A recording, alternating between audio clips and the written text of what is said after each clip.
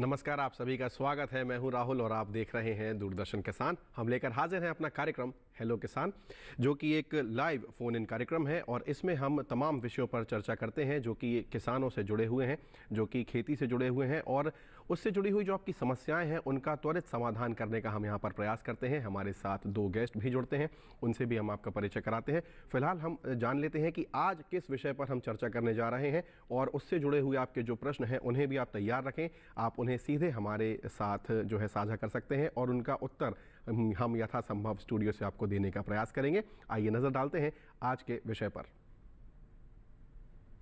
तो ये आपके स्क्रीन पर नजर आ रहा है। आज का विषय है श्री अन्न से बनाए विभिन्न उत्पाद। ये है हमारा आज का पहला विषय और दूसरा है गर्मियों में मक्का की खेती। तो इस प्रकार ये दो आज के विषय हैं जिन पर हम चर्चा करने जा रहे हैं। और अब आप सबसे महत्वपूर्ण काम करें, टोल फ्री नंबर हमारे नोट करें जिनसे आप हमारे साथ जुड़ सकते हैं। 1800-113-061। दूसरा नंबर है 1800-113-061, यानी कि आप सीधे हमारे साथ जुड़ सकते हैं। टोल फ्री नंबर है और व्हाट्सएप नंबर भी है, आप उसे भी देख लें। आज सभी लोग व्हाट्सएप यूज़ करते हैं। 8800-520-717। सरलता से आप व्हाट्सएप के माध्यम से अपना प्रश्न हम तक भेज सकते हैं। तो कोई भी माध्यम हो, हम आपके पास उपलब्ध है, हमारा आपके पास संपर्क सूत्र है और अब ईमेल आईडी भी है। यदि आप ईमेल भेजना चाहते हैं तो अपना प्रश्न विस्तार से लिखें, उस पर आप भेज सकते हैं hellokisan2015@gmail.com। ये सभी साधन हैं जिनसे आप हमारे साथ जुड़ सकते हैं। तो आइए शुरू करते हैं आज का ये कार्यक्रम। हमारे साथ दो खास मेहमान जुड़ चुके हैं। हमारे साथ स्टूडियो में हैं डॉक्टर कपिला शेखावत जी, आपका बहुत बहुत स्वागत। नमस्कार। नमस्कार। आप प्रधान वैज्ञानिक हैं सस्य विज्ञान संभाग, भारतीय कृषि अनुसंधान संस्थान, पूसा, नई दिल्ली में। आपका बहुत बहुत स्वागत है मैडम जी। और हमारे साथ ऑनलाइन माध्यम से जुड़ी हैं डॉक्टर नीशू जोशी जी। डॉक्टर नीशू नमस्कार, आपका बहुत बहुत स्वागत है। आप जो है सहायक प्राध्यापक हैं सस्य विज्ञान विभाग, नागौर, राजस्थान में। तो ये दोनों ही जो हमारे एक्सपर्ट हैं हमारे साथ आज जुड़े हुए हैं और आपके प्रश्नों के यहाँ पर यथासंभव उत्तर देने का प्रयास करेंगे। तो आइए सबसे पहले देखते हैं कि क्या आज के हमारे विषय में है, देख लेते हैं। चलिए हम सबसे पहले जो है शुरुआत करते हैं। हमारे साथ स्टूडियो में डॉक्टर कपिला हैं, आपका एक बार पुनः स्वागत है। और जैसा कि आज का विषय है कि गर्मियों में मक्का की खेती पर आज हम चर्चा करने जा रहे हैं, तो विशेषकर गर्मी पर उसमें फोकस किया गया है। हम आमतौर पर ये देखते हैं कि सर्दियों में हम मक्का, ज्वार और बाजरे की रोटी खाते हैं, उसको जो है कहना चाहिए कि कंज्यूम करते हैं। तो गर्मी पर की क्या इसका जो विषय है वो गर्मी क्यों है? राहुल जी, हम जो हमारे ऋतु हैं फसल उगाने के, वो 3 ऋतुएं हैं। बारिश के मौसम जिसको हम खरीफ कहते हैं, रबी या विंटर सीजन, और रबी की कटाई के बाद और जो मानसून के सीजन की बुआई से पहले जो हमारे पास समय बचता है करीब 2.5 महीने 3 महीने का, उसे हम समर या जायद ऋतु कहते हैं। तो आज का जो टॉपिक है उसमें इसी प्रकार से फोकस किया गया है कि 2 फसलों के बाद भी अगर किसान के पास में सिंचाई की सुविधा उपलब्ध है तो वो इस बचे हुए 2.5-3 महीने में क्या कोई ऐसी फसल ले सकता है जिससे उसकी आय बढ़ सकती है, जिससे उसकी आमदनी बढ़ सकती है। तो उन विकल्पों की जब हम बात करते हैं तो उसमें कई दलहनी फसलें आती है, सूरजमुखी की फसल है, कुछ कद्दू वर्गीय सब्जियों भी आती है। उसके अलावा मक्का एक बहुत ही सफल विकल्प है जिसको किसान भाई इस समय को यूज कर सकते हैं, मतलब बशर्ते उनके पास सिंचाई की सुविधा उपलब्ध हो। तो चारे के रूप में जब हम बात करते हैं तो ये बहुत ही महत्वपूर्ण फसल है। मक्का के महत्व को हम सभी जानते हैं। पशुओं के लिए पौष्टिक चारा ये देता है, मनुष्यों में भी इसका प्रचलन बढ़ता रहता है। परंपरागत तरीके से तो हम सिर्फ मक्के की रोटी ही खाते थे, लेकिन आजकल आपने स्वीट कॉर्न सुना होगा, बेबी कॉर्न है, कॉर्न सूप है, कॉर्न सिरप है। इस तरह के कई जो कमर्शियल या होटल इंडस्ट्री के लिए जो प्रोडक्ट्स हैं वो भी मक्का से बनाए जाते हैं। और एक महत्वपूर्ण बात कि पोल्ट्री यानी बत्तख और मुर्गी पालन के लिए जो है ये मेजर फीड है, तो कहीं ना कहीं बहुत ही कमर्शियल लेवल से इम्पॉर्टेंट है। तो इसके बारे में आज कार्यक्रम में चर्चा करेंगे कि कौन सी किस्मों का हम प्रयोग करें, कब उगाएं, कैसे उगाएं, खेती किसानी में कौन कौन सी सावधानियां मक्के के किसानों को लेनी चाहिए, इसके बारे में विस्तार से इस कार्यक्रम में हम बात करेंगे। जी बिल्कुल, सही कहा आपने चूंकि कमर्शलाइजेशन की बात की तो हम देखते हैं कि वाकई स्वीट कॉर्न को जो है बहुत ज़्यादा चलन में है और उसकी बहुत ज़्यादा मांग भी है और इसको हमने देखा है कि किसी न किसी के हाथ में ये दिख ही जाता है। आइए हम देखते हैं, एक हमारी रिपोर्ट है जो कि आज के इस कार्यक्रम पर आधारित है। आइए देखते हैं।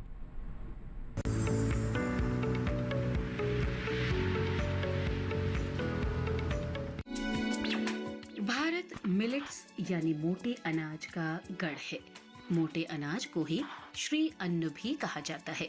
गेहूं, चावल या मकई जैसे अनाज की तुलना में मिलेट्स को अक्सर उच्च पोषण मौजूद होने की वजह से न्यूट्री अनाज भी कहा जाता है। श्री अन्न में बाजरा, कंगनी, बार्नयार्ड, कोदो, ब्राउन टॉप, रागी, कुटकी के साथ साथ फोनियो, ज्वार और टेफ सहित अनाज के विविध समूह शामिल हैं। श्री अन्न की खासियत ये है कि इन्हें कम लागत और कम उपजाऊ मिट्टी में भी उगाया जा सकता है। श्री अन्न में कार्बोहाइड्रेट 60 से 70%, प्रोटीन 7 से 12%, वसा 1.5 से 5.5% और पथ्य रेशे 6 से 11.5% संतुलित मात्रा में पाए जाते हैं। श्री अन्न में ग्लूटेन नहीं होता और सीलिएक रोगों से ग्रस्त लोगों के लिए ये अच्छे रहते हैं। इतने सारे फायदों को देखते हुए श्री अन्न और इनसे बने खाद्य उत्पादों की मांग लगातार बढ़ रही है। ऐसे में श्री अन्न का प्रसंस्करण करके अच्छा मुनाफा कमाया जा सकता है। मौजूदा समय में बहुत से स्टार्टअप श्री अन्न से कई तरह के उत्पाद तैयार कर रहे हैं, जिनमें पोषण के साथ साथ स्वाद का भी ध्यान रखा जा रहा है। श्री अन्न से नूडल्स, पास्ता, पोहा, खिचड़ी, कुकीज, लड्डू, दलिया, पापड़ और नमकीन जैसे उत्पाद तैयार किए जा रहे हैं। साथ ही श्री अन्न से छोटे बच्चों के लिए बेबी फूड भी तैयार किया जा रहा है, जो बच्चों की सेहत के लिए भी अच्छा रहता है। श्री अन्न से अलग अलग उत्पाद बनाने के लिए आप नई नई तकनीकों का इस्तेमाल कर सकते हैं। शुरू में व्यवसाय की शुरुआत छोटे स्तर पर करके बाद में बाजार मांग के हिसाब से व्यवसाय को बढ़ा सकते हैं।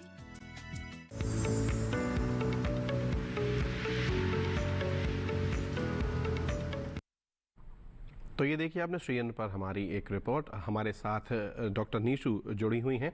आइए उनसे एक बार फिर हम जुड़ते हैं और उनसे जानते हैं कि चूंकि आज हमारा विषय भी है श्री अन्न से बनाए विभिन्न उत्पाद।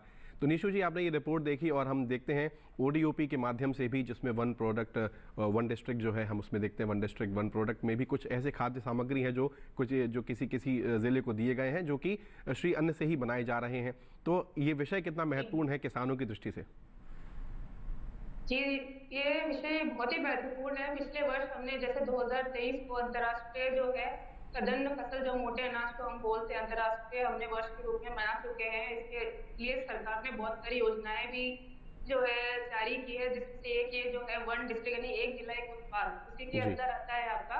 इसकी जो स्कीम है, ये सरकार की जो स्कीम है, यह उत्पाद लिंक्ड जो है प्रोत्साहन योजना के तहत अब एक जिला एक उत्पाद को उन्होंने प्रोत्साहन दिया है। इसी के अंदर इनका काफी बड़ा बजट भी है। इसके अलावा सरकार ये चाहती है कि इसके अंदर सब भारत की ही ब्रांडिंग हो, ब्रांडिंग को बढ़ाना इम्पोर्टेंस दी गई है, क्योंकि जो मोटे अनाज है इनका हमारे डे टू डे लाइफ में जो महत्व हम लोग भूल गए थे हरित क्रांति के बाद, क्योंकि देखा गया कि जो हमारे दूसरे जो हम लोग फास्ट फूड या फिर दूसरे जो हम अनाज खाने लगे, जो पहले हम लोग 1960 के दशक से पहले जो मोटे अनाज हमारी थाली का 20% हुआ करते, बाद में घट के 6 से भी कम चला गया। तो इस वजह से जो है मेल न्यूट्रिशन की प्रॉब्लम्स जो है बच्चों के अंदर, महिलाओं के अंदर पर देखी जा रही थी। और इस वजह से जो कंसर्न था हमारी गवर्नमेंट का, जिस वजह से कि मोटे अनाज की तरफ सरकार ने इतना ज्यादा इम्पोर्टेंस दी है, जिसमें हमने 2018 को एक राष्ट्रीय मोटा अनाज वर्ष मनाया था, बाद में इसे 2023 को अंतर्राष्ट्रीय स्तर पे इसको कहा गया। बिल्कुल सरकार ने इसके लिए काफी योजनाएं दी हैं, जो हम आगे करेंगे इस पर चर्चा। जी, चलिए ठीक है, आप हमारे साथ यूं ही बने रहिए। एक प्रश्न हमारे पास आया है, अवधेश यूपी से भेज रहे हैं कि गन्ने की पहली सिंचाई पर क्या खाद डालनी चाहिए और कल्ले के लिए क्या स्प्रे करें? आप दोनों में से कौन इसका उत्तर देगा? कपिला जी, आपसे जानना चाहेंगे। जी, गन्ने, प्रश्न क्या है इनका? गन्ने की पहली सिंचाई पर क्या खाद डालें? देखिए, गन्ने की जो फसल है, इस बार तो मेरे ख्याल से अभी तो रैटून के बाद आपने लिया होगा, तो सिंचाई के बाद में आप करीब 20 से 30 किलोग्राम नाइट्रोजन प्रति हेक्टेयर की दर से गन्ने में आप दे सकते हैं। लेकिन आप इंश्योर करिए कि आपके खेत में नमी हो। तो अगर सूखे खेत में इसकी वो ना करें, और आपका खेत जो है इसमें खरपतवार जो है उनसे भी मुक्त होना चाहिए। तो अभी जो है गन्ने की फसल में हम एक पानी दे चुके हैं और खरपतवारों को हटाने के बाद में आप इसमें एक नाइट्रोजन की मात्रा दे सकते हैं, जिससे गन्ने की बढ़वार में एकदम मतलब बढ़ोतरी होगी, ये दे सकते हैं। ठीक है, तो ठीक है कपिला जी, हम यहाँ पर जानना चाह रहे थे मक्का के महत्व पर भी आपने बात की थी। चूंकि अब जैसे हम देख रहे हैं कि कौन सी और फसलें हैं जो फसल चक्र की यदि हम बात करें तो उसमें इसका स्थान कहाँ पर आता है और कैसे इसको जो है हम उसके साथ जोड़ प्रमोट सकते किया हैं? जाए। जी बहुत ही अच्छा प्रश्न है राहुल जी। देखिए हमारे यहाँ पे उत्तरी जो मैदानी क्षेत्र हैं, जिसमें पंजाब, हरियाणा, उत्तर प्रदेश या आपका कुछ पार्ट्स ऑफ राजस्थान ये भी आता है, इन क्षेत्रों में काफ़ी समय से, जैसे मैडम ने भी बताया, निशु मैडम ने भी, कि धान और गेहूं जो फसल चक्र है उस पर बहुत अधिक जोर दिया जा रहा था और हरित क्रांति के बाद भी इनकी अच्छी किस्में आई, सिंचाई की सुविधा बढ़ी, लेकिन धीरे धीरे सिर्फ धान गेहूं फसल चक्र से कई समस्याएं हमारे पर्यावरण में देखी जा रही है, जिसमें सबसे महत्वपूर्ण है कि जल का जो स्तर है, भूमिगत जल का स्तर जो है वो कम होता जा रहा है। इससे जो पानी की मांग बहुत बढ़ती जा रही है और बहुत सारे कीट इस तरह के आ गए हैं जिसका भी निवारण बहुत मुश्किल है। तो कहीं ना कहीं सरकार का भी ये प्रयास है और वैज्ञानिकों के बीच में भी ये बात है कि हमको फसल चक्र विविधीकरण जो करना चाहिए या क्रॉप डाइवर्सिफिकेशन की ओर हमें जाना चाहिए, जिसमें कम से कम धान की जो फसल है उसका एक विकल्प हमारे पास में होना चाहिए। तो इसके माध्यम से भी मक्का को प्रमोट किया जा रहा है, मक्का की मांग के आधार पर भी प्रमोट किया जा रहा है।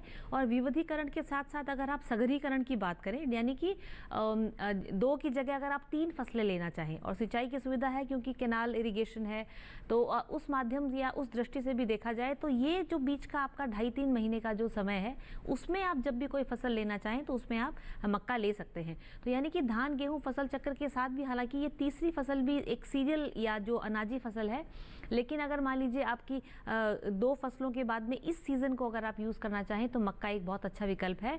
उसके अलावा आप फुल फ्लेज्ड मक्का भी, जैसे आप खरीफ के मौसम में भी ले सकते हैं, धान के को सब्स्टिट्यूट करके, जहां पानी की समस्या ज़्यादा आने लगी है। तो इसमें अगर मक्का तो हम 3 प्रकार से ले सकते हैं। एक तो चरी के लिए हम ले सकते हैं, यानी कि एनिमल फीड के लिए या फॉडर के लिए। उसके अलावा इसको आप साइलेज के रूप में भी बना के रख सकते हैं, जो कि वर्ष भर आपके जो जानवरों या पशुओं को हरा चारा उपलब्ध कराएगा। उसके अलावा बेबी कॉर्न और स्वीट कॉर्न, बेबी कॉर्न में दाना नहीं बनने देते हैं, वो उस फसल की अवधि कम होती है, करीब 55-60 दिन में वो फसल मतलब तैयार हो जाती है बेबी कॉर्न की। उसके अलावा स्वीट कॉर्न की भी जो नई किस्में हैं, पूसा संस्थान से भी कुछ किस्मों का जो अनुमोदन हम करते हैं, वो करीब 70-75 दिन में पककर तैयार हो जाती है और बहुत ही, क्योंकि इसको पूरा ड्राई नहीं किया जाता।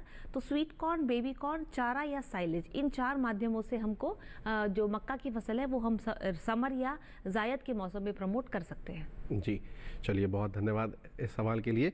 तो अब हम एक अगला प्रश्न भी ले लेते हैं। हमारे पास रामकरण जी राजस्थान से, उससे पहले हम जो है, चूंकि मक्का की अभी हमने बात भी की थी, तो आइए उस पर एक हमारी रिपोर्ट है वो देख लेते हैं।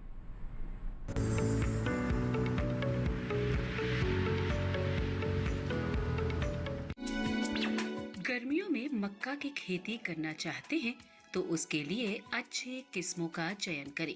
वैसे तो किस्मों का चयन अपने इलाके को ध्यान में रखकर करना चाहिए, लेकिन किसान गर्मियों के मक्का के संकर किस्मों जैसे PMH 2, PMH 8, PMH 10, विवेक 4, विवेक 5, विवेक 15 और पूसा अर्ली हाइब्रिड 3 किस्म लगा सकते हैं। इनके अलावा मक्का के संकुल किस्में जैसे पूसा कंपोजिट 4, गौरव, आजाद, उत्तम, सूर्या और किरण भी प्रमुख हैं। गर्मियों में लगाई जाने वाली मक्का की खेती में निराई गुड़ाई का काफी महत्व होता है। निराई गुड़ाई करके खरपतवार नियंत्रण के साथ ही ऑक्सीजन का संचार होता है, जिससे वो दूर तक फैलकर भोज्य पदार्थ को इकट्ठा कर पौधों को देती हैं। पहले निराई जमाव के 15 से 20 दिनों के बाद कर देनी चाहिए और दूसरी निराई 35 से 40 दिनों बाद करनी चाहिए। मक्का की फसल में बची हुई नाइट्रोजन की आधी मात्रा को 2 बार खड़ी फसल में टॉप ड्रेसिंग के रूप में इस्तेमाल करें। आधी मात्रा बुआई के 25 से 30 दिनों बाद शेष फूल आने के समय इस्तेमाल करें। बेबी कॉर्न की खेती के लिए पर्याप्त जीवांश वाली दोमट मिट्टी अच्छी रहती है।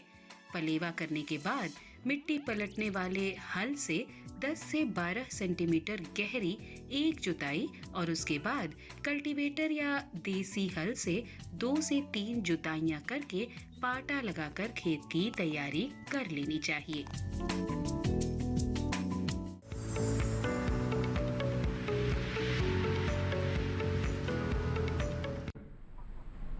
तो ये देखिए आपने मक्के पर आधारित हमारी रिपोर्ट, और अब हम आगे बढ़ते हैं और अब चूंकि प्रश्न है वो हम ले लेते हैं। रामकरण जी राजस्थान से भेजते हैं कि मक्का की फसल में नैनो यूरिया एवं नैनो डीएपी जैसे उर्वरकों का इस्तेमाल किस प्रकार से किया जा सकता है तथा इनसे क्या विशेष लाभ होगा? जी, बहुत ही महत्वपूर्ण प्रश्न है और बहुत ही उन्नतशील किसान हैं जो नैनो के बारे में बात कर रहे हैं। देखिए, नैनो कुछ खास बात नहीं है, मतलब अब नैनो का मतलब फॉर्मुलेशन या पार्टिकल साइज से हम डिपेंड करते हैं। आपने देखा होगा पहले बहुत बड़े टीवी हुआ करते थे, आजकल बहुत ही स्लाइड, स्लीक और एलईडी फॉर्म आने लगे। तो आप खुद ही सोचिए कि आप 1 कट्टा यूरिया आप लेकर खेत में जाना चाहते हैं या 1 बोतल। तो इस प्रकार से हमारे संस्थान में भी बहुत सारे शोध हुए हैं। हमने धान में, गेहूं में, मक्का में और सरसों में बहुत सारे उसमें प्रयोग किए हैं। हमारे जितने भी प्रयोग हैं उनसे, हालांकि अभी जो शुरुआत स्तर पे ही है इसका, जो कई सारे शोध चले आ रहे हैं, अभी तक जितने शोध हुए हैं उनसे हम ये बताते हैं कि आप अपनी 25% नाइट्रोजन की मांग को नैनो यूरिया के माध्यम से कम कर सकते हैं। तो जैसे अगर अपन मक्का की बात करें तो 120 से 150 किलोग्राम प्रति हेक्टेयर इसको नाइट्रोजन चाहिए और हम 3 भागों में इसको बांट कर देते हैं। तो उस 3 भाग में ही आप 25% मात्रा कम कर दीजिए, यानी कि 75% ही आप लीजिए, उसको 3 उसके अंदर स्प्लिट्स में करिए और 2 नैनो यूरिया का स्प्रे आप जैसे आपने बेसल एप्लीकेशन या बुआई के समय दे दी, जब आप दूसरी आप 1 महीने के बाद में जब आप फसल में दूसरी आप मात्रा देते हैं नाइट्रोजन की, उसके 7 से 8 दिन के बाद आप नैनो यूरिया का स्प्रे कर सकते हैं और तीसरी मात्रा को देने के बाद में भी आप जो है नैनो का स्प्रे आप इसमें कर सकते हैं। इससे दाने के अंदर चमक बढ़ती है, आपकी उपज में भी बढ़ोतरी होती है और आपने पर्यावरण में एक तरह से केमिकल्स को भी कम, जैसे हम शुरुआत से ही बात कर रहे हैं कि पर्यावरण जो सुरक्षा उसकी भी आजकल हम सबसे पहले हमने पोषण सुरक्षा की बात की, फिर उसके बाद में हम क्वालिटी या उसकी बात करने की, और आजकल हम पर्यावरण की भी क्वालिटी की बात करते हैं। तो कहीं ना कहीं आपको, और इसके बाद उसमें जो डीएपी है वो भी नैनो फॉर्मुलेशन में है, तो उसका भी आप प्रयोग कर सकते हैं। तो 25% आप नाइट्रोजन और फास्फोरस की मांग को नैनो यूरिया और नैनो डीएपी के माध्यम से कम कर सकते हैं, पहली बात। तो आप 1 एकड़ के लिए 1 बोतल पर्याप्त होती है। इसमें स्प्रे कब करना है ये आप ध्यान रखिए। फूल जब आ जाते हैं, जिसको हम सिल्किंग स्टेज कहते हैं, जिसके अंदर आपका टेसल जो ऊपर वाला जो मेल पार्ट है उसके अंदर फ्लावरिंग आ जाती है, उस समय आप एक स्प्रे करें। और उसके अलावा जब आपके कॉब में दाना भरना लगे, उस 2 स्टेजेस पे अगर आप नैनो का स्प्रे करते हैं तो उसकी जो आपकी मांग है नाइट्रोजन और फास्फोरस की, उसको 25% तक कम किया जा सकता है। जी, चलिए, आप के इस प्रश्न के उत्तर देने से ज़रूर हमारे जो दर्शक हैं उनका लाभ होगा। फिलहाल यहाँ पर वक्त हुआ है एक छोटे से ब्रेक का, आप कहीं मत जाइएगा। अभी हाजिर होते हैं दूरदर्शन किसान पर।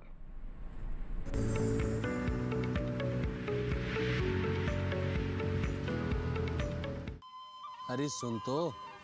मुझे क्या सुनाना चाहते हो? जो सुनाओ मेरी सौतन को। किसको? अरे वही तुम्हारा मोबाइल फोन जिससे सुबह शाम दिन रात चिपके रहते थे और कहते थे किसान कॉल सेंटर से बातें हो रही हैं। अच्छा, ये बात है। हाँ, क्यों? क्या हुआ? अब बात नहीं होती क्या? अब तो झट से बात हो जाती है। ऐसा क्या?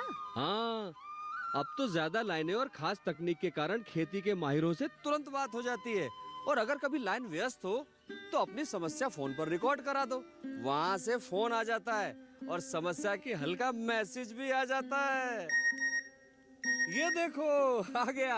अरे वाह, इसका मतलब इंतजार की घड़ी अब खत्म। हाँ। तभी मैं सोचूं कि आजकल मुझ पर इतना प्यार क्यों आ रहा है। कृषि संबंधी समस्याओं का अपनी भाषा में तुरंत हल पाने के लिए पूरे भारत में किसी भी फोन से हेल्पलाइन नंबर पर संपर्क करें। किसानों का दोस्त किसान कॉल सेंटर।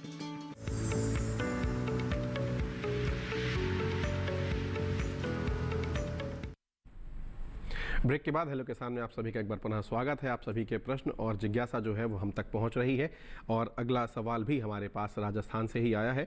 महेश मीणा जी का ये जो है एक हमारे पास फ़ोन लाइन पर हमारे साथ मौजूद हैं। आइए सुनते हैं। हेलो। हेलो जी, नमस्कार। अपना प्रश्न पूछें। जी, निवेदन ये है जी कि यदि हम गर्मियों में मक्का बोएंगे तो क्या ये खरीफ में आके अतिक्रमण नहीं हो जाएगा? क्योंकि 3 महीना मक्का को चाहिए और ये अभी तक गेहूं कटा भी नहीं है, तो कटा भी नहीं है गेहूं अभी, कहीं कहीं अधिकांश जगह कटा नहीं है क्योंकि अभी वर्षा हो गई थी, ओले गिर गए थे जी। तो ये क्या 3 महीने यदि हम मक्का बो देंगे तो अप्रैल के बाद मई जून में फिर खरीफ स्टार्ट हो जाती है, तो ये अतिक्रमण नहीं हो जाएगा खरीफ की फसल में? मार्गदर्शन देने की कृपा करें। जी जरूर। जी, बहुत ही अच्छा प्रश्न है आपका। और हम शुरू से इस कार्यक्रम के माध्यम से बता रहे हैं कि जो समर में मक्का है वो हम 3 उद्देश्यों से लेते हैं। एक तो हम चारे के लिए लेते हैं, इसमें अगर आप पूरा दाना पकने तक अगर आप फसल लेते हैं तो हम जो किस्में हैं वो करीब 90 से 100 दिन की होती है, तो उसका अनुमोदन और संस्तुति हम नहीं कर रहे। इस कार्यक्रम के माध्यम से हम यही बताना चाह रहे हैं कि ये आपका 2.5-3 महीने का जो समय है, गेहूं की कटाई के बाद आप खेत की तैयारी करके बेड प्लांटिंग से या बेड के ऊपर आप जो है चारे की फसल की इसके अंदर बुआई कर सकते हैं। और सिंचाई की सुविधा यदि हो, हम शुरू से बता रहे हैं, तो आप स्वीट कॉर्न या बेबी कॉर्न के रूप में मक्का को ले सकते हैं। ये जो आप दाने के लिए मक्का की फसल की संस्तुति हम यहाँ नहीं कर रहे, उसके लिए अलग किस्में हैं जो पूरी जो आपको पकने के लिए आपको करीब 90 से 100 दिन आपको लेगी। आपका उद्देश्य ये होना चाहिए कि खरीफ के मौसम से पहले आपका खेत खाली हो जाए, क्योंकि उस समय अगर बारिश के समय अगर तब तक अगर आप मक्का लेते रहे दाने के लिए तो निश्चित रूप से आपकी खरीफ की फसल जो है वो डिले हो जाएगी। तो हम इस कार्यक्रम के माध्यम से आपको 3 प्रकार से मक्का की जो बुआई करने के लिए कह रहे हैं। उसमें चारे की फसल आप ले सकते हैं, बेबी कॉर्न और स्वीट कॉर्न। लेकिन उन बेबी कॉर्न और स्वीट कॉर्न के लिए भी पहले आपको ये तय कर लेना चाहिए कि आप उसको बेचेंगे कहाँ, क्योंकि मार्केटिंग या विपणन एक बहुत ही समस्या है। अगर आसपास कोई होटल इंडस्ट्री है जहाँ आपका बेबी कॉर्न बिकने को तैयार है, या स्वीट कॉर्न की भी एक सही मात्रा है, उसके बाद एक सही अवस्था है, उसके बाद अगर आप तुड़ाई करते हैं तो उसके अंदर वो स्वीटनेस नहीं रहती।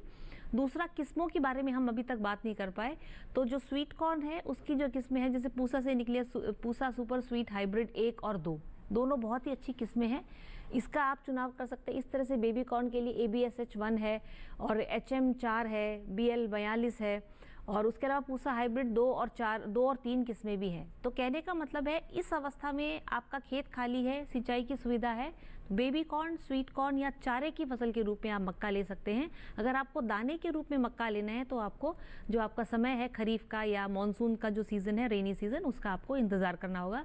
फर्स्ट वीक जुलाई में आप इसकी बुआई कर सकते हैं। जी, तो आशा है नईमुद्दीन जी आपको जो है आपके प्रश्न का उत्तर मिल गया होगा। और अब हम श्री अन्न की भी चर्चा कर लेते हैं, क्योंकि हमने चूँकि तमाम जो है जो उत्पाद हैं जो हम आजकल खाना पसंद करते हैं वो श्री अन्न से ही बनाए जाते हैं। डॉक्टर नीशू हमारे साथ हैं। नीशू जी, आपसे जानना चाहेंगे, बाजरे की बात करें हम या रागी की बात करें, तो इनसे किन किन उत्पादों को बनाया जा सकता है? और जैसा कि विपणन की बात यहाँ पर की जो है हमारी जो गेस्ट हैं स्टूडियो में उन्होंने बताया, इस प्रकार के प्रोडक्ट्स को बाजार भी मिल रहा है, हम देख रहे हैं कि उन्हें स्टॉल्स भी मिल रहे हैं, उनकी मार्केटिंग भी हो रही है, तो उसकी डिमांड बढ़ रही है। तो किन किन जो है उत्पादों को बनाया जा सकता है? पहले बात करें बाजरा, ये क्या आपने बोला, बाजरा, रागी, ज्वार, 3 ऐसे टॉप मिलेट्स है जिनकी सरकार ने न्यूनतम समर्थन मूल्य भी जो है दिया हुआ है इनको। और इनकी बात करें न्यूनतम समर्थन मूल्य इनका काफी बढ़िया, 14 के अपेक्षित अभी 21 में इनको काफी इनका न्यूनतम समर्थन मूल्य बढ़ा। इस वजह से किसानों के अंदर इसको लेने के लिए जो है, इसके उत्पादन करने के लिए उनके अंदर जिज्ञासा भी जागी है। तो इसका मूल्य संवर्धन या फिर संस्करण की हम लोग बात करें तो इसके हम काफी प्रोडक्ट बना सकते हैं। जैसे फॉर एग्जांपल पहले बाजरे की बात करें तो जहाँ बाजरे का जो है आपके नॉर्थ जो है आपके इंडिया के अंदर इसका काफी अच्छा प्रोडक्शन है, तो हम इसके काफी बिस्किट बना सकते हैं, कुकीज बना सकते हैं, नान खटाई होती है। इसके अलावा इसके हम लोग बढ़िया बना सकते हैं, जो लेडीज जो छोटी छोटी स्वयं सहायता समूह के अंदर जो पापड़, इसके अलावा इसकी आप नमकीन बना सकते हैं। इसके अलावा ब्रेड जो है बहुत ही अच्छा इसका एक जो है उत्पाद है। इसके अलावा एक्स्ट्रा पे बात करें तो अब जो सरकार ने जो नई नई योजनाएं बनाई, इसका रेडी टू ईट और रेडी टू कुक, ये 2 चीजों का इन्होंने काफी इसमें जोर दिया है। जो इंस्टेंट मिक्स आते हैं, जैसे इडली मिक्स आता है रागी का, आप देख सकते हैं काफी मार्केट में अवेलेबल है। कोई अच्छी जो मार्ट्स होते हैं इनमें ऑनलाइन भी अवेलेबल है। और इडली मिक्स, डोसा मिक्स और अलग अलग तरह के मिक्स, जैसे इंस्टेंट मिक्स। इसके अलावा सेमोलिना जो सेवइयां होती है, जो आप नमकीन या मीठी दोनों तरीके से इसका ले सकते हैं। पास्ता जो बच्चों को बहुत पसंद होता है वो भी इस मोटे अनाज से बनाया जा रहा है। इसके अलावा नूडल्स जो है वो भी आपके मोटे अनाज से इसको और आकर्षित करने के लिए, ताकि बच्चे भी इसे खाएं, क्योंकि जैसा बोला जाता है ये गरीबों का अनाज है, इसको ये बोला जाता था। तो इसकी जो प्रसंस्करण से हम लोग इसकी डिमांड मार्केट में इस वजह से बढ़ रही। जी बिल्कुल सही कहा आपने। हम यहाँ पर आपको थोड़ा सा रोकेंगे, हमारे पास फोनो है, एक हमारे साथ मेहमान जुड़ रहे हैं। नितिन सागर जी हैं मध्य प्रदेश से। हेलो विपिन जी, आपको मेरी आवाज़ मिल रही है? जी सर नमस्कार। नमस्कार विपिन जी, अपना प्रश्न पूछें। सर मैं ये जानना चाह रहा था कि हमारे यहाँ मध्य प्रदेश में जायद में मूंग है, उड़द है और सोयाबीन ये बोते हैं। मक्का हमारे यहाँ बहुत कम बोई जाती है, तो क्या यहाँ पे मक्का बो सकते हैं? अगर हाँ तो क्या खरीद की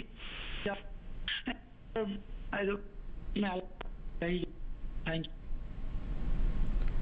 क्या मक्का बो सकते हैं? बिल्कुल। आपने बताया कि जो ये जायद की ऋतु में आप दलहनी फसल लेते हैं, तो जैसे हमने भी कार्यक्रम की शुरुआत में बताया था कि ये तो बहुत ही अच्छा विकल्प है। दलहनी फसल आप ले सकते हैं, उससे आपकी मृदा का स्वास्थ्य भी सुधरता है, नाइट्रोजन यौगिकीकरण के बारे में हम सब जानते हैं। आपने कहा मक्का आपके यहाँ जो समर सीजन या जायद में कम होता है, ये उन्हीं जगह पर है जैसे हमने बताया जो 3 इसके मुख्य रूप हैं, जैसे चारा नेचुरली जिनके यहाँ पे पशुधन है, या जहाँ पे वो साइलेज बना के इसको साल भर के लिए इकट्ठा करके या इसको कहीं भंडारण करके आप इसको सेल कर सकते हैं।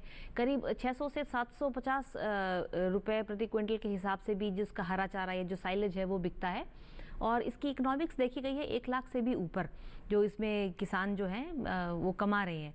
आपका प्रश्न मैं पीछे तक पूरा सुन नहीं पाई, लेकिन जैसे अगर आप ये बता रहे हैं कि आप जायद की ऋतु में दलहनी फसल लेते आ रहे हैं, तो आप अच्छा विकल्प है, आप उसको कंटिन्यू कर सकते हैं। और मक्का की फसल के लिए आपका रुझान है, तो आप खरीफ की ऋतु में आप मक्का ले सकते हैं। उसमें भी आप जो पूरी किस्में हैं जो दाने के लिए हम लेते हैं, बहुत सारे हाइब्रिड्स हैं, संकुल किस्म भी है, आपके स्थान के लिए भी संशोधित कई सारी किस्में हैं, उनका आप लेकर दाने के लिए अगर आप लेना चाहते हैं तो आप उसमें लें। और दलहनी फसल अगर आप एक खेत में पहले से ले रहे हैं, और चूंकि ये एक अनाजी फसल है, तो बेहतर यही होगा कि आप इसको खरीफ की ऋतु में लें। उसके लिए जो जितनी भी सस्य क्रियाएं हैं उसके बारे में हम शुरू से ही बता रहे हैं। खेत का सही चुनाव होना चाहिए, किस्म का चुनाव होना चाहिए, पोषक तत्व प्रबंधन, इन सब के बारे में बात करें। ये जो आपका हम जो शुरू से ही बात करते आए हैं कि ये कमर्शियल लेवल पे आपका बेबी कॉर्न होता है, आप एक घर में कितना कंज्यूम करेंगे, है ना, इसकी स्टोरेज या शेल्फ लाइफ भी बहुत ज़्यादा नहीं होती। तो सीधा पहले आप मार्केट से जुड़िए, आप ये देखिए अगर आप बेबी कॉर्न ले रहे हैं तो आप अपना उत्पाद बेचेंगे कहाँ, या आपका कंज्यूमर कौन है। बेबी कॉर्न की फसल एक साथ पकती है पूरे खेत में, एक ही दिन में तुड़ाई होती है, अगले दिन वो सुबह मार्केट में पहुँच अगर नहीं गई तो सूख जाती है और उसकी जो वैल्यू है वो कम हो जाती है। और स्वीट कॉर्न का भी आपको पता होना चाहिए। बहुत सारे स्टार्टअप्स की बात की, निशु मैडम भी बता रहे हैं कि सेल्फ हेल्प ग्रुप्स पे, तो इस तरह से आप एक बहुत छोटे छोटे जो आपके स्टोरेज और वेयर हाउसेस बना के आपने देखा होगा बड़े स्टोर्स में या सफल के आउटलेट्स में, इन सभी में स्वीट कॉर्न एक पैक्ड फॉर्म में आता है। तो अगर आप इस तरह का स्किल रखते हैं और आपके पास एक फार्मर्स का या जैसे एफपीओज की आजकल हम बात करते हैं, अगर समूह है तो आप इस तरह का एक विकल्प चुन सकते हैं। बाकी अगर आप कन्वेंशनल तरीके से खेती करते आए हैं, आपको दाने के लिए मक्का लेना है तो आप खरीफ में लीजिए। बेबी कॉर्न, स्वीट कॉर्न का मार्केट है तो आप इन फसलों को आप जायद या समर में ले सकते हैं। या अगर पशुधन आपके पास में है या आपके यहाँ चारा बिकता है तो इस ऋतु में आप चारे के पर्पज से मक्का ले सकते हैं। जी चलिए, एक और हमारे पास बाराबंकी उत्तर प्रदेश से जुड़ रहे हैं हमारे caller. Hello Mishra. Hello Mishra ji. हाँ नमस्कार सर, मैं नंद स्वरूप मिश्रा बाराबंकी। जी नंद स्वरूप जी, अपना प्रश्न पूछे। नमस्कार। मैं जानना ये चाहता हूँ कि जैसे ज्वार हमारा है, रागी है, कुच्ची है, कंटी है, सांवा है, पाटा है, दाना है, तो है और चीना, ये जो तो इससे हम कौन कौन से उत्पाद बना सकते जो मार्केट में अच्छा लाभ सकें? जी डॉक्टर निशु, आप इसका प्रश्न का उत्तर दें प्लीज। जी बिल्कुल। जैसे ये यूपी से बिलोंग करते हैं तो वहाँ पे ज्वार और बाजरा 2 ही मेन आपके मोटे अनाज के जो है एरिया अच्छा है। तो आप ज्वार से कहें तो ज्वार का माल्ट बनता है, ज्वार के आप जो है रोटी, दलिया के अलावा पॉरेज जो मीठा दलिया भी यूज कर सकते हैं। इसके अलावा इसको खाद्य प्रसंस्करण की करके इसके आप बिस्किट में भी इसको ले सकते हैं यूज में। इसके अलावा बढ़िया जो मैंने पहले बताया, इसके अलावा जो चीना, कोदो मिलेट, कोदो मिलेट की बात करें, कोदो मिलेट के अंदर जो है आपका कैल्शियम जो है और दूसरे जो इसके अंदर आपका लेसिथिन की मात्रा बहुत बढ़िया होती है, जो आपके तंत्रिका का विकास जो है नर्वस सिस्टम को बहुत बढ़िया करता है। तो वो बहुत बढ़िया है। इससे भी आप जो है बाद में जो लेडीज होती हैं जो गर्भवती महिलाओं को बाद में दिया जाए तो बहुत बढ़िया रहता है। तो इससे आप जो है बिस्किट जो है आप बना सकते हैं, नान खटाई बना सकते हैं। अब बिस्किट भी क्या है, बहुत बहुत वैरायटीज जो होती है, एक सिंपल बिस्किट की बात नहीं कर रही हूँ मैं, एक नमकीन बिस्किट, मीठे बिस्किट, इसके अलावा बच्चों को लुभावने के लिए आप चॉकलेट कुकीज, उसमें चॉकलेट को ऐड करके उसको और इसमें वैल्यू एडिशन कर सकते हैं। इसके अलावा टूटी फ्रूटी जो हम बोलते हैं वो आप ऐड कर सकते हैं, जीरा बिस्किट हो गए। इसके अलावा आप दूसरे तरह के कोई सौंफ का फ्लेवर या दूसरा फ्लेवर डाल के भी अलग अलग तरह के बिस्किट्स जो है वो बच्चों के अंदर हम लोग यूज कर सकते हैं। जी, यानी कि उत्पाद जो है इससे बना सकते हैं। जी, यानी कि बेकरी के जो उत्पाद हैं जिनके लिए बहुत ज़्यादा लालायित रहते हैं बच्चे, उनका हमारे पास एक सब्स्टिट्यूट है कि हम उन्हें श्री अन्न के माध्यम से दे सकते हैं। बिल्कुल बिल्कुल, केक्स भी आप, इसके अलावा केक्स की बहुत जो है पसंद किए जाते हैं बच्चों द्वारा। तो रेडी टू ईट जो पैकिंग्स में केक हम लोग लाते हैं बच्चों के लिए, वो भी अगर आप, ये हेल्दी ऑप्शन रहेगा, हम लोग अगर केक उनको दिया जाए तो ये बहुत बढ़िया एक ऑप्शन है बच्चों के लिए। जी, चलिए हेलो किसान में समय हुआ है एक छोटे से ब्रेक का। आप कहीं मत जाइएगा, अभी हाजिर होते हैं थोड़ी ही देर में। देखते रहिए दूरदर्शन किसान।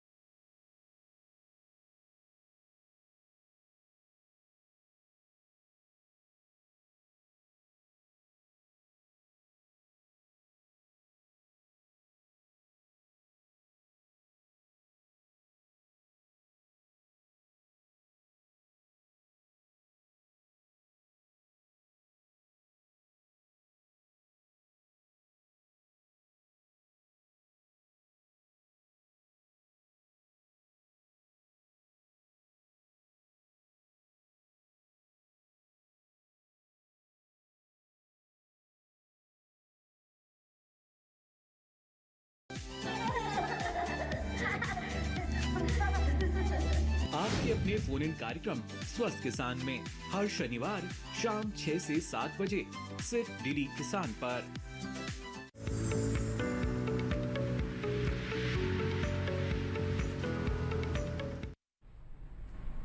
ब्रेक के बाद आप सभी का एक बार पुनः स्वागत है। आगे बढ़ेंगे हम, और यहाँ पर आपके प्रश्नों का जो सिलसिला है वो जारी है। हमारे एक और फोनो भी हमारे पास है, आइए जुड़ते हैं हमारे अगले कॉलर के साथ। राजस्थान से तरुण जी का हमारे पास कॉल है। हेलो हेलो जी, तरुण जी अपना प्रश्न पूछें। जी सर, मेरा सवाल ये सर, इसमें हमारे यहाँ पे ज्वार और बाजरा की सर खेती ज्यादा होती है जी, तो सर अगर इनसे रिलेटेड अगर कोई प्रोडक्ट अगर बनाना चाहते हैं तो इसकी ट्रेनिंग वगैरह सर कहाँ मिलती है? और सर गवर्नमेंट द्वारा सर इसमें कोई फाइनेंशियल हेल्प मिलती है सर इसमें प्रोजेक्ट शुरू करने के लिए मैन्युफैक्चरिंग का?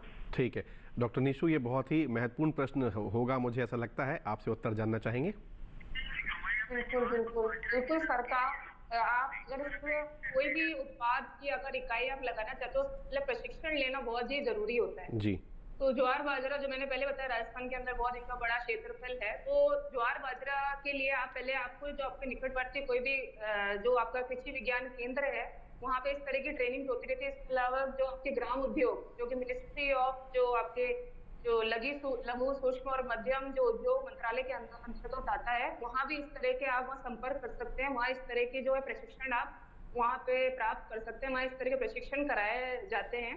इसके अलावा सरकार इसके लिए काफी अनुदान देती है। अगर मान लीजिए कोई दो तरह के हैं, जैसे एक तो स्मॉल यानी मध्यम या सूक्ष्म या लघु जो अगर कोई उद्यम करना चाहता है और एक बड़ा लार्ज एंटरप्राइज करना चाहता है, तो दोनों के लिए अलग अलग आवेदन आपको करना पड़ता है। वो सब आपको उन कृषि विज्ञान केंद्र के द्वारा पता चल जाएगा। फिर भी मैं आपको एक डिटेल में बता देती हूँ कि अगर छोटी इकाई कोई लगाना चाहता है तो उसके लिए आपको, जैसे कोई बिस्किट का ही मैन्युफैक्चरिंग करना चाहता है तो बिस्किट के लिए आपको एक बेकरी के लिए बेकिंग मशीन चाहिए होगी, क्योंकि छोटी सी बेकिंग मशीन से तो काम चलेगा नहीं। आप अगर उसको उत्पाद ज्यादा प्रोडक्ट मार्केट में लाना चाहते हैं तो आपको बड़ा बेकिंग मशीन चाहिए होगा। तो कहाँ से खरीदे, उसका स्पेसिफिकेशन क्या होना चाहिए, वो सब आपको आपकी जो निकटवर्ती जो भी आपका कृषि विज्ञान केंद्र या ग्रामोद्योग संस्थान है वहाँ से मिल सकते हैं। उसमें एप्लीकेशन भरनी होती है, आपको ऑनलाइन आवेदन देना होता है, जिसकी छोटे अगर आप माध्यम से करना चाहते हैं तो 10,000 रुपए फीस होती है। और कोई बहुत बड़ा 500-600 करोड़ का किसी का बजट है, बहुत बड़ी इकाई लगाना चाहता है तो 1 लाख रुपीस का आवेदन की जो है आपको आवेदन करना पड़ता है। तो आप अपने निकटवर्ती किसी भी कृषि विज्ञान केंद्र से संपर्क कर सकते हैं। वो आपको उस मशीन को खरीदने और प्रशिक्षण देने में, दोनों में आपको सहायता करेंगे। चलिए, तो आपका जो उत्तर है वो निकट में ही आपके उसका है, कहीं ना कहीं समाधान आप उसे तलाशें। और एक प्रश्न है कि बच्चों के लिए श्री अन्न के खाद्य पदार्थ के बारे में जानकारी चाहिए। सुशीला जी लखनऊ से ये भेज रही हैं। तो बच्चों के प्रति यहाँ पर बहुत ज़्यादा रुझान है, तो आपने ऐसा पहले भी बताया था। उसके अलावा भी क्या कोई और विकल्प हैं महिलाओं के पास? हाँ सर, एक बार रिपीट, क्या पूछना चाहते हैं? सुशीला जी पूछना चाह रही हैं कि जो बच्चे हैं, बच्चों के लिए जो इस प्रकार के खाद्य पदार्थ हैं जो श्री अन्न से बन रहे हैं, उनकी जो सूची वो जानना चाह रही हैं। आपने बताए थे, क्या उनमें कोई और जो उत्पाद है उनको उनको जोड़ा जा सकता हो? जैसे जो मैंने बताए हैं वही उत्पाद हैं, बिस्किट, कुकीज, नान, ये जो ऑप्शंस हैं। इसके अलावा हाँ ये है कि आप ब्रेकफास्ट के अंदर जो मैंने पहले मेंशन किया था कि instant idli, instant dosa mix जो है, इसके अलावा आप फ्लेक्स बना सकते हैं, जैसे मैडम मक्का के बारे में बता रही हैं, तो इसी तरीके से आप इसके भी जो है फ्लेक्स या फिर पॉपकॉर्न्स जो है पॉपकॉर्न्स टाइप के, इससे भी बन सकते हैं वो चीजें। इसकी मशीन्स आती हैं अलग से, तो जो आप इन मोटे अनाजों को प्रयोग करके भी आप इन चीजों की वो उत्पाद वो बनाए जा सकते हैं, और ऐसे बनाए जा रहे हैं। काफी ऐसी लेडीज हैं जो कि इस उत्पाद को बनाती है, और उनका भी छोटे लेवल पे है कि सब लोग आजकल अपने बच्चों और अपने हेल्थ को लेके इतने कंसर्न्ड है, तो इस चीज का मार्केट इतना ज्यादा इसलिए हाइप हुआ है कि अगर आप बड़े स्केल पे अभी नहीं कर पा रहे, तो जो महिला है वो छोटे लेवल पे भी इसको स्टार्ट करके और धीरे धीरे इसको आगे बढ़ा सकती है। तो इसमें यही है मेन कि ब्रेकफास्ट के अंदर जो है आप फ्लेक्स जो बच्चों को वैरायटी चाहिए होती है, तो बिस्किट, कुकीज, और इसके अलावा मैंने बताया था बड़ियाँ होती है, वो भी आप इससे बना सकते हैं, जो सिर्फ हम लोग धान से बनाया करते हैं। इसके अलावा पापड़ हो गया, केक्स जो है आप इन जो है ज्वार, बाजरा, रागी जो है जिसके अंदर के आपका 344 मिलीग्राम 100 ग्राम जो है इसका भोजन आप लेते हैं अगर, तो इतना ज्यादा आपको मात्रा में इसके अंदर कैल्शियम मिलता है, जो कि बच्चों के जो मस्तिष्क विकास के लिए बहुत ही जरूरी होता है बचपन में। तो बचपन से अगर आप रागी को उनकी फूड में अगर ऐड कर देंगे तो उनका जो ब्रेन डेवलपमेंट है वो बहुत बढ़िया होगा। जी, और हम सब जानते हैं कि जो शुरुआती वर्ष होते हैं बच्चों के, वो मस्तिष्क का जो एक विकास होता है वो लगभग बहुत ज़्यादा हो जाता है, तो उस दिशा में ये बहुत ही ज़्यादा कारगर एक साबित होगा जो हमारा ये विषय है। डॉक्टर कपिला, आपसे ये भी जानना चाहेंगे हम यहाँ पर कि कीड़े और जो बीमारी हैं मक्का की, यदि हम फसल की बात करें तो इन किन बीमारियों की होने की संभावना है, किन कीड़ों के लगने की संभावना है, और उनसे किस प्रकार अपनी जो फसल है उसको बचाया जा सकता है? जी, मक्का के अंदर देखिए कुछ कीड़े बीमारी सभी फसलों में आते हैं और मक्का में भी आते हैं। खरीफ की ऋतु में अच्छी बात यह है कि फफूंद जनित बीमारियां कम होती है, क्योंकि ह्यूमिडिटी ज़्यादा नहीं होती, मौसम ड्राई होता है, शुष्क होता है, तो बीमारियां, लेकिन सभी जैसे कि बच्चों के विकास के बारे में हम कहते हैं, हम टीका लगाते हैं बच्चों को, है ना, ताकि भविष्य में आने वाले समय में उनको बीमारियां ना हो। ऐसे ही फसल की भी हमें अच्छी उपज प्राप्त हो और भविष्य में उसे कीड़े और बीमारी ना लगे, उसके लिए भी सीड ट्रीटमेंट या बीज उपचार बहुत ही आवश्यक है। तो इसमें अगर जो भी फफूंद जनित बीमारी है उसके लिए हम कैप्टान या थीराम नाम का जो फफूंदनाशक है 2 ग्राम आपको मात्रा लेके प्रति किलोग्राम बीज की दर से आपको इसको उपचारित करना होगा, तो आगे आने वाले समय में फफूंद जनित बीमारियां नहीं होती। कीटों के लिए भी हम सीड ट्रीटमेंट कर सकते हैं, उसके लिए इमिडाक्लोप्रिड एक अच्छा विकल्प है। 10 से 12 ग्राम आप लेके प्रति किलोग्राम के बीज की दर से आप उपचारित कर सकते हैं। लेकिन खड़ी फसल में आपको पहचानना होगा कि किस समय कौन सा कीड़ा और बीमारी आपके खेत में लग रहा है। तो फफूंद जनित बीमारियों में आपको रस्ट नज़र आएगा, पाउडरी मिल्ड्यू नज़र आएगा, फफूंद के पोर्स नज़र आएंगे। उस समय आप कोई भी फफूंदनाशक जैसे आप मैंकोजेब का प्रयोग कर सकते हैं और डाइथेन M45, इससे इनमें से किसी का स्प्रे कर सकते हैं।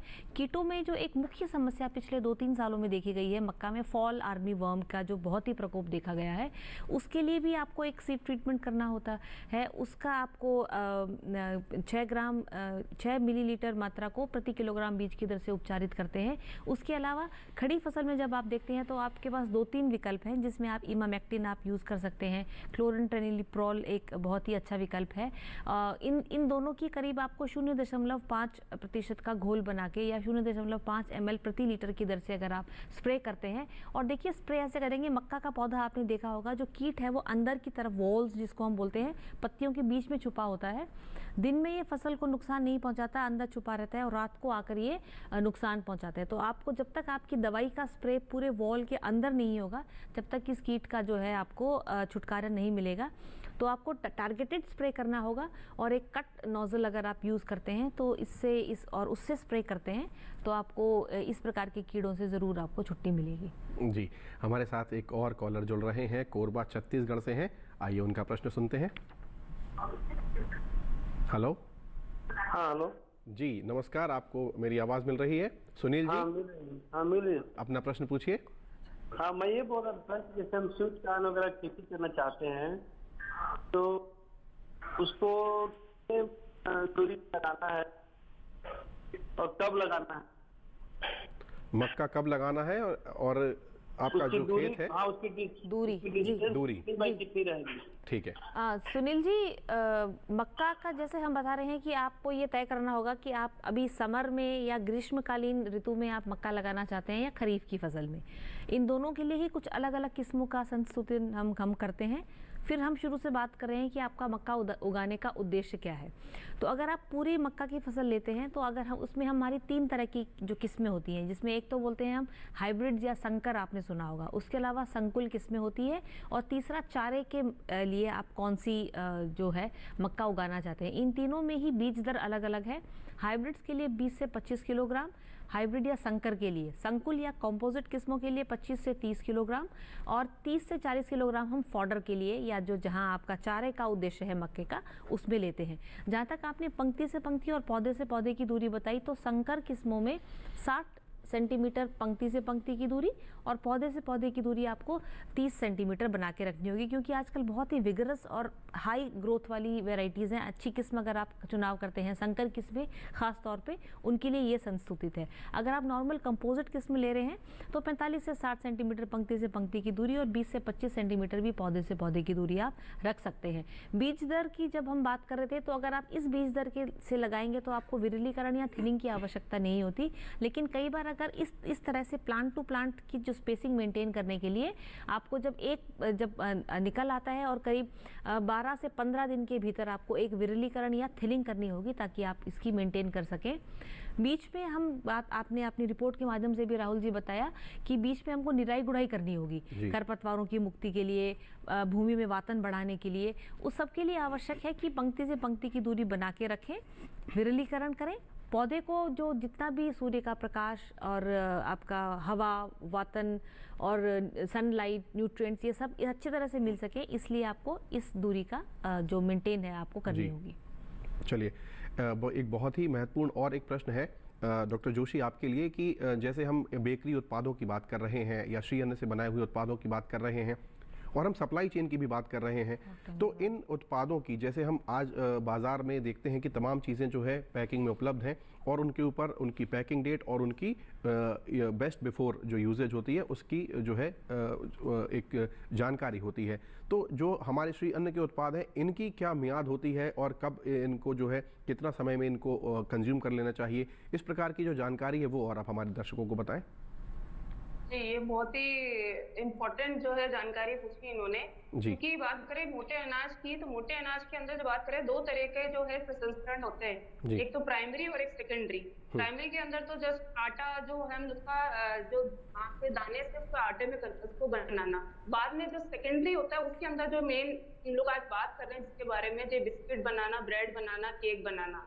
तो अब इसके अंदर क्या होता है, जैसे फॉर एग्जांपल बाजरे की बात करें, बाजरे के अंदर फाइटिक एसिड, पॉलीफिनॉल, इस तरह के कुछ जो है एंटी न्यूट्रिशन फैक्टर होते हैं, जिनको ये बोला जाता है कि इनको भिगो के अगर हम लोग यूज लें या फिर इनको हाई टेम्परेचर, उच्च तापमान पे अगर इनका ट्रीटमेंट करें तो इनकी कुछ मात्रा कम हो सकती है। तो ये जो भी आप पैकिंग जहां से भी आप इनको खरीदें उसके अंदर इसका दिया हुआ होता है। तो मैक्सिमम 6 महीने जो है इनकी अवधि होती है जिसके अंदर इनको प्रोडक्ट को आप यूज कर सकते हैं। इससे ज्यादा के बाद ये आपके प्रयोग करने लायक नहीं होते। ठीक है, क्योंकि तो इनका जो शेल्फ लाइफ है वो कम होता है। ठीक है, तो ये बहुत महत्वपूर्ण जानकारी है हम सभी के लिए, यदि हम इसका व्यापार कर रहे हों तो, या हम इसको कंज्यूम कर रहे हों, हम इसको खाना पीने के लिए हम इस्तेमाल कर रहे हों, तो भी ये बहुत ज़्यादा महत्वपूर्ण है। और यहाँ पर एक और, अभी चूँकि मक्का की हम यहाँ पर बात कर रहे थे, मक्का की फसल की बात कर रहे थे, तो जो सिंचाई प्रबंधन है, जो जल प्रबंधन है डॉक्टर शेखावत, हम वो भी आपसे जानना चाहेंगे। चूँकि अब गर्मी आ रही है और एक बहुत बड़ी चुनौती रहती है किसान के लिए, हमेशा हम ये देखते हैं कि अक्सर किसान जो है बारिश की ही बाट जोता रहता है, बिल्कुल, तो वो जो जल प्रबंधन है वो कैसे होगा? राहुल जी, मक्का की जैसे अगर समर में या इस सीज़न में मक्का लेना है तो सिंचाई की जो आपको एश्योर्ड फैसिलिटी है वो होनी ही चाहिए। इसमें हम जो गेहूं की कटाई के बाद में जब हम खेत तैयार करेंगे तभी भी हमको पलेवा या प्री सोइंग इरिगेशन की सुविधा हमारे पास में होनी चाहिए जी। उसके अलावा कई बार जैसे वेस्टर्न डिस्टर्बेंस की वजह से एक आध बारिश हमारे पास जून से पहले भी हो जाती है, तो वो ज़रूर ही निश्चित रूप से इसके लिए फ़ायदेमंद होगी। लेकिन फिर भी आपको, क्योंकि तापमान बहुत ज़्यादा हो जाता है, मई जून की अगर अपन बात करें और हमें हरे चारे की बात कर रहे हैं, हमें हरा चारा चाहिए, बेबी कॉर्न या उनकी बात कर रहे हैं, तो लगभग 15 दिन के अंतराल पे हमको एक सिंचाई देनी होती है। लेकिन आप बेबी कॉर्न और अगर स्वीट कॉर्न की बात करें तो 2 अवस्थाएं बहुत ही महत्वपूर्ण है जिनको हम क्रांतिक या क्रिटिकल स्टेजेस कहते हैं। उसमें एक तो जब आपकी टेस्लिंग यानी कि फूल बनना जब शुरू होता है उस समय, और दाना भरना या सिल्किंग स्टेज जब आपके जो आपका कॉब होता है उसमें से जो सिल्क या जो धागे हैं वो बाहर निकलने लगते हैं, वो 2 स्टेजेस पे नमी की कमी नहीं होनी चाहिए। शुरू में हमने बताया कि बेड प्लांटिंग माध्यम से आप मक्का की बुआई करें, और जो बेड्स बनाने के बाद जो फरो या कूड़ में तो जो मतलब क्या बोलते हैं उसको, फरो जब जहाँ होती है उन्हीं में ही अगर आप सिंचाई देते हैं तो आपकी 1/3 पानी की बचत होती है। और वहीं क्योंकि मक्का जल भराव के लिए भी उतनी ही संवेदनशील है जितने की जल की कमी के लिए है, तो उसके निकास या ड्रेनेज के लिए भी ये जो आपकी फरोज हैं ये काम आती हैं। तो bed planting is best method for sowing during, ये आपके इस सीज़न के अंदर ये बहुत ही अच्छा तरीका है इसके माध्यम से। और कई बार जहाँ पे थोड़ी सी मिट्टी हैवी है या टेक्सचर थोड़ा सा भारी है, वहाँ आपको हर बार ये बेड्स बनाने की ज़रूरत ही नहीं है आप आने वाली खरीफ की फसल में भी, क्योंकि उसमें तो बारिश और मानसून के चांसेस ज़्यादा हैं, तो उन्हीं बेड्स को आप थोड़ा सा रीशेपिंग करके दूसरी फसल भी उसके अंदर आप ले सकते हैं। तो बेड प्लांटिंग के माध्यम से मक्का की बुआई करें। 2 जो क्रांतिक अवस्थाएं हैं, फूल निकलने पे और दाना भरने पे नमी की कमी ना होने दें। मोटा मोटी 15 से 15-16 दिन के अंतराल पर आपको एक सिंचाई की आवश्यकता होगी। तो कुल मिला के मक्का में 3 से 4 सिंचाई हमको समर सीजन में चाहिए। ठीक है, चलिए यहाँ पर हम रुकेंगे एक छोटे से ब्रेक के लिए, लेकिन आप कहीं मत जाइएगा, अभी हाजिर होते हैं थोड़ी ही देर में दूरदर्शन किसान पर।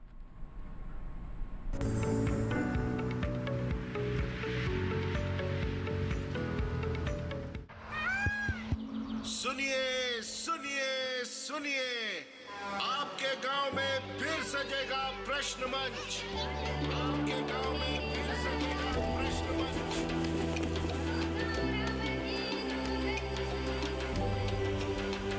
मिट्टी, मौसम, बीज, फसल, किसान को मिलेगी यहाँ हर सरकारी स्कीम की जानकारी। जो करके आएगा पूरी तैयारी, प्रश्न का उत्तर देकर बनेगा इनामधारी। मंच है तैयार, प्रश्न है तैयार, और आप? मैं भी हूँ तैयार। मैं हूँ तैयार। हाँ, मैं भी हूँ तैयार। मैं भी तैयार हूँ।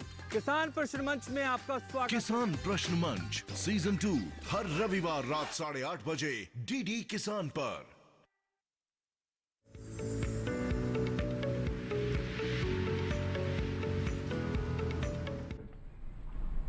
ब्रेक के बाद आप सभी का एक बार पुनः स्वागत है। आगे बढ़ेंगे हम, बहुत कम जो है समय बचा है, तो यदि आपके पास कोई प्रश्न है, कोई जिज्ञासा है तो ज़रूर आप हमसे पूछें। हमारे एक्सपर्ट अभी हमारे साथ ही हैं। डॉक्टर शेखावत, एक और बात मैं यहाँ बहुत महत्वपूर्ण जो कि जानना चाहूँगा वो ये कि जैसा आप कह रही हैं कि 2.5 महीने की एक विंडो है जो की उपलब्ध है, बहुत महत्वपूर्ण है। उसके लिए खेत की जो तैयारी है सबसे पहले वो इम्पोर्टेंट है, वो महत्वपूर्ण है। तो वो तैयारी कैसे होती है, उसमें किन किन बातों का ध्यान रखना होता है? बिल्कुल, देखिए हम जब गेहूं की फसल अभी काटेंगे उसके बाद में आप देखेंगे कि मृदा बिल्कुल सख्त और कड़क हो जाती है। उसमें किसी भी फसल को लेने के लिए पहले आपका खेत की तैयारी सही से होनी चाहिए। आपने रिपोर्ट के माध्यम से बताया मक्के के लिए हल्की दोमट मिट्टी जो है वो मतलब बेस्ट होती है, जिसके अंदर जिसका पीएच जो मान है वो उदासीन 6.5 से 7.5 के आसपास में होना चाहिए। वहाँ मक्का जो है बढ़िया से होता है। तो आपके जैसे ही गेहूं की कटाई होती है उसमें आप एक जो पलेवा जिसको हम बोलते हैं प्री सोइंग इरिगेशन कहते हैं, वो आप उपलब्ध करा दीजिए। 1 या 2 दिन या 3 दिन के अंदर में आपका खेत स्थिति में आ जाता है। उस समय एक जुताई आपको गहरी जुताई करनी है मिट्टी पलटने वाले हल से।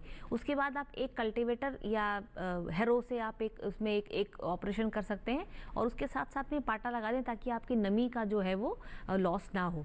उसके अलावा आपको माध्यम चुनना है कि भाई आप बेड प्लांटिंग करना चाहते हैं या फ्लैट सोइंग करना चाहते हैं। बेड प्लांटिंग के लिए आजकल बेड प्लांटर्स हैं, बहुत अच्छी मशीन्स हैं और वो आपको बेड भी बना कर देगी, उसके साथ में आपके बीच में एक फरो भी निकाल कर उसके अंदर इवन हम सोइंग भी कर सकते हैं अगर आपका खेत पहले से अच्छे से तैयार है तो।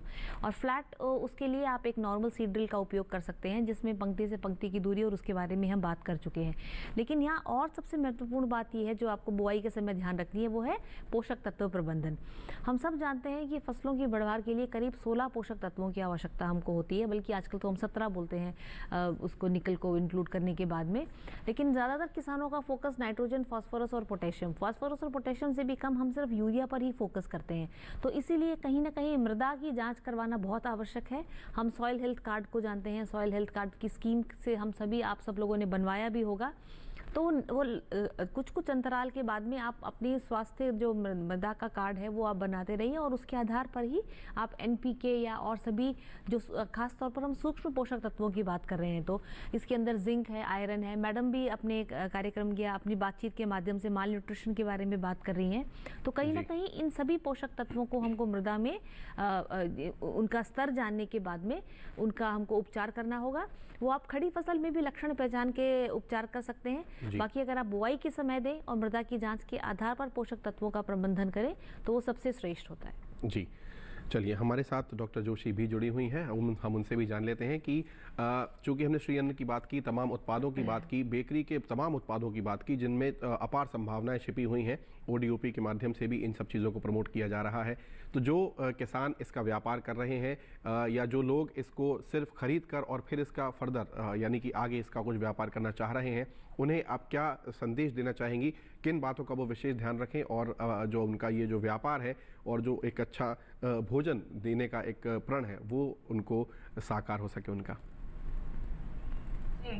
जो इसका व्यापार अभी कर रहे हैं या करना चाहते हैं उनके लिए ये है कि उनके लिए आगे फ्यूचर में बहुत स्कोप है, क्योंकि इससे जो आगे इंडस्ट्री है ये बहुत आगे बढ़ रही है। जैसे मैंने बताया कि सरकार ने जो है खाद्य मंत्रालय जो हमारा अलग से मिनिस्ट्री है इसकी, उसने काफी योजनाएं इसके अंदर दे रखी है। तो अगर आपने इसके अंदर सब्सिडी का आपको ज्ञान नहीं है तो फिर भी मैं एक दो बात बता देती हूँ। जैसे कि एक प्रधानमंत्री का खाद्य प्रसंस्करण उद्यम जो है औपचारिकीकरण एक योजना है जिसके अंदर 10,900 करोड़ का जो प्रावधान जो है पास हुआ है, जिसके अंदर 800 करोड़ रुपए जो सिर्फ आपके मोटे अनाज के प्रसंस्करण के लिए ही रखे गए। इसमें भी बात करें तो इसके प्रसंस्करण के लिए कौन कौन से ऐसे उत्पाद है जो इसके अंदर आएंगे। उत्पाद जो है आपके जो ready to eat, ready to cook, जो मैंने पहले बात की थी, मिलेट वाले प्रोडक्ट हैं, वो इन चीजों का वो लोग जो है मार्केट में जिनकी बहुत डिमांड है, मेट्रो सिटीज की बात करें या जो सिटीज है जहाँ पे लोगों के पास ज्यादा टाइम नहीं है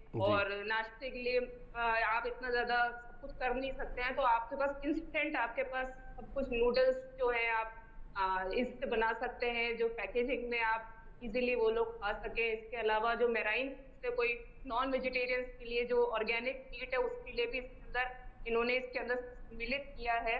और इसके अलावा मराइन फूड्स हो गए और अलग अलग तरह के उत्पाद है। इसके अलावा जो दूसरा 1 जुलाई एक उत्पाद की हम बात कर रहे थे, उसके अंदर कोई अगर इसका जो है फायदा लेना चाहते हैं तो वो क्लस्टर, ये क्या मोस्टली एक क्लस्टर बेस्ड यानी ग्रुप बेस्ड अप्रोच है।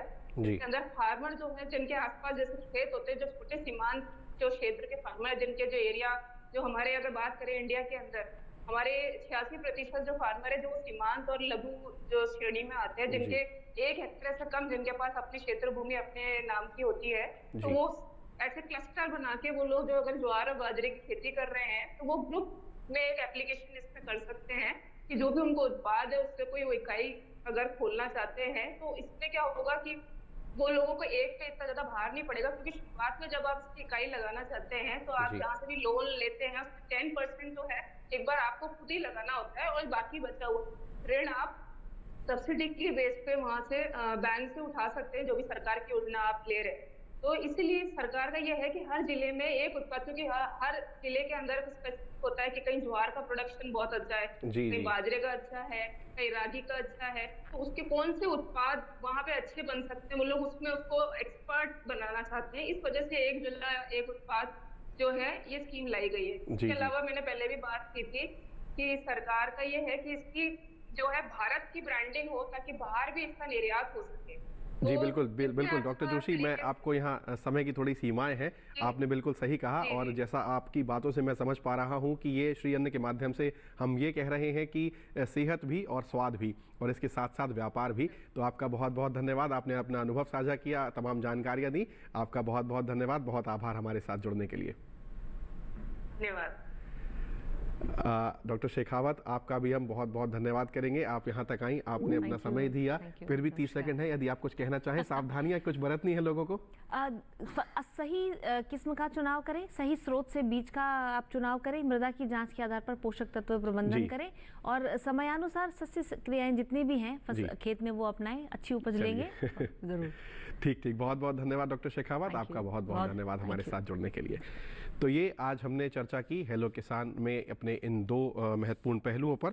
और मैं आपको बता देना चाहता हूँ कि जो अगला विषय है जिन पर हम कल चर्चा करने जा रहे हैं वो है बैंगन, मिर्च, टमाटर की खेती और दूसरा है केले की खेती। तो ये दो विषय रहेंगे कल, इन्हें आप तैयार रखिएगा, अपने प्रश्न, अपनी जिज्ञासाएं, बैंगन, मिर्च, टमाटर की खेती और केले की खेती। तो इनसे जुड़े हुए हमारे जो एक्सपर्ट हैं वो यहाँ पर मौजूद रहेंगे, आप उनसे अपने प्रश्नों के उत्तर जान सकते हैं। तो इसी के साथ आज के हेलो के साथ फिलहाल इतना ही। आप हमारी ईमेल आईडी नोट करें, इस पर आप अपने प्रश्न, अपनी जिज्ञासाएं भेजें, hellokisan2015@gmail.com। इसके अलावा किसान कॉल सेंटर भी है जिससे आप जुड़ सकते हैं और अपनी समस्याएं हम तक पहुंचा सकते हैं।